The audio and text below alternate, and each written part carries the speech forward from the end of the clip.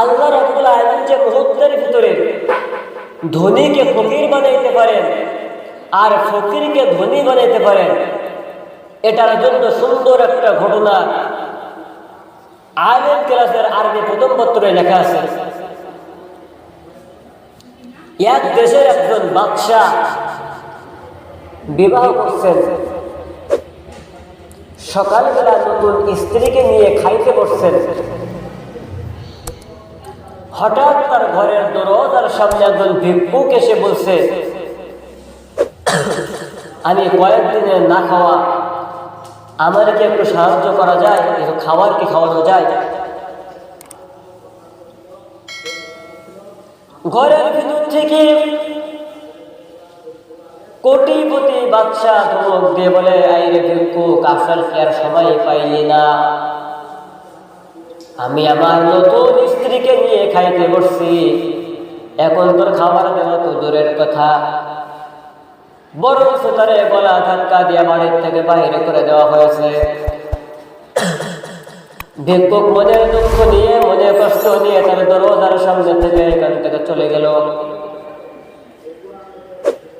কয়েক কাল পর এর মধ্যে মর্মান্তিক একটা ঘটনা ঘটে যায়। আস্তে আস্তে এই কোটিপতি বাদশাহ অসুস্থ হয়ে গেছে। অসুস্থ হওয়ার পর টাকা পয়সা খরচ করতে করতে এক পর্যায়ে তার কাছে টাকা পয়সা নাই। এমনকি এমন একটা পর্যায়ে পৌঁছায় গেছে, স্ত্রীকে নিয়ে খাওয়ানোর মতো টাকাও তার কাছে নাই। অভাবের সংসারে কয়েকদিন না খেয়ে স্ত্রী আর তার সঙ্গে সংসার করতে চায় না। এমন অবস্থায় অনেক লম্বা ঘটনা, সর্বশেষ স্বামীর কাছ থেকে তালাক নিয়ে স্ত্রী চলে গেলেন। অন্য এক দেশের এক বাদশাহ কোটিপতি, সে আবার বিবাহের জন্য প্রস্তাব দিলেন, বিবাহতে রাজি হয়ে গেলেন।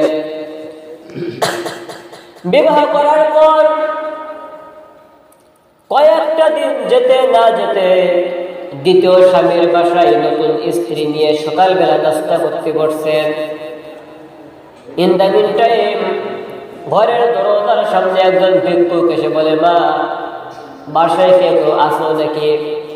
কয়েকটা দিন না খাওয়া, যদি পারো আমার একটু সকালের নাস্তার জন্য কিছু খাবার দাও। দ্বিতীয় স্বামী কোটিপতি বাদশাহ প্রথম বাদশার সন্তান ধমক দেয় নাই। প্রথম বাদশার মতো, প্রথম কোটিপতির মতো তার গলা ধাক্কা দিয়ে বাহির করে দেয় নাই, বরং তার সামনে যে খাবার ছিল, খাবারটা স্ত্রীর হাতে উঠে দিয়ে বলল, যাও, ভিক্ষুক আমার দরজায় আসছে, কয়েকদিন না খাওয়া, আমরা তো একটু পরে আবার রান্না করে খাইতে পারবো, অথবা দুপুর বেলা রান্না করে খাইতে পারবো, এখন দোকান থেকে একটু খাবার না হয় খাইতে পারবো। ভিক্ষুক তো কয়েকদিনের না খাওয়া, আমাদের খাবারটা তার দেশে যদি খেয়ে খুশি হয়, আল্লাহ খুশি হয়ে যাবে। স্ত্রী স্বামীর কথা মতো খাবার নিয়ে দরজার সামনে যে সঙ্গে সঙ্গে অজ্ঞান হয়ে পড়ে গেলেন। ঘরের ভিতর থেকে স্বামী আসলো, মাথায় পানি দিল, কিছুক্ষণ পর জ্ঞান ফিরে এলো। স্বামী প্রশ্ন করলো, ও আমার প্রাণপ্রিয় স্ত্রী, কেন তুমি অসুস্থ হয়ে গেলে? কেন তুমি অজ্ঞান হয়ে পড়ে গেলে? স্ত্রী বলতে, স্বামী, দরজার সামনে যে ভিক্ষুক দাঁড়িয়ে আছে, আমি সাধারণ কোন ভিক্ষুক না, এখান থেকে কয়েক যুগ আগে আমার দরজার সামনে একজন ভিক্ষুক আসছিল, তখন আমার স্বামী ছিল কোটিপতি।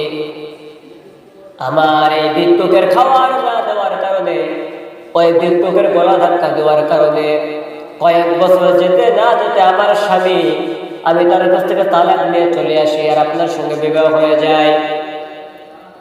যে আল্লাহর হাতে আমার প্রাণ, যে আল্লাহর হাতে আমার হায়াত আছে, আল্লাহর নামে কসম খেয়ে বলছি, আমার দরজার সামনে যে ভিক্ষুক দাঁড়িয়ে আছে, তিনি আমার সেই কোটিপতি স্বামী।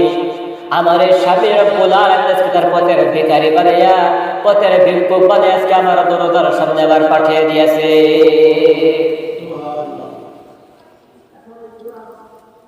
ঘরের ভিতর থেকে স্বামী বলছে, আমার স্ত্রী আমার দিকে তাকাইয়ে দেখো তো আমার চিনতে পারো কিনা। স্ত্রী বলল, না চিনতে তো পারে না। বলে, বিয়ের আগে কোনোদিন কি আবার দেখছো কিনা? বলে, না বিয়ের আগে তো মনে হয় দেখি নাই। সঙ্গে সঙ্গে স্ত্রী বলছো, স্বামী বলছে, তুমি যে আল্লাহর নামে কসম খেয়ে বলছো, আমিও সে আল্লাহর নামে কসম খেয়ে বলছি, কয়েক যুগ আগে তোমার দরজার সামনে যে ভিক্ষুক খাবারের জন্য দাঁড়িয়ে খাবার চেয়েছিল আর তোমার স্বামী তার গলা ধাক্কা দিয়ে বাইর করে দিয়েছিল, তাকিয়ে দেখো আমি তোমার সেই ভিক্ষুক, এখন তোমার স্বামী কোটিপতি। বলেন সুবহানাল্লাহ।